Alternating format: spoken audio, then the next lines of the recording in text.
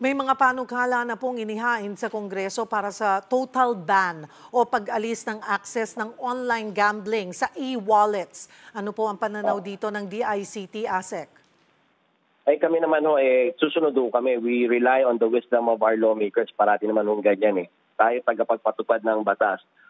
Sa amin naman nakikipagtulungan naman yung mga e-wallet platforms. In fact, sa CICC, nag-reach out na ang GCash at gusto nga makipag-memorandum of agreement. Paano ma-secure yung platforms nila, yung facilities nila na magamit against every form of online harms, whether it's illegal gambling, the facility to perpetrate yung mga online scams natin. So, again, based on existing laws, yun ang magiging basis ng memorandum of agreement natin. Tayo naman kung ito total ban yan, ipapatupad din natin yan, Ma'am Sherry.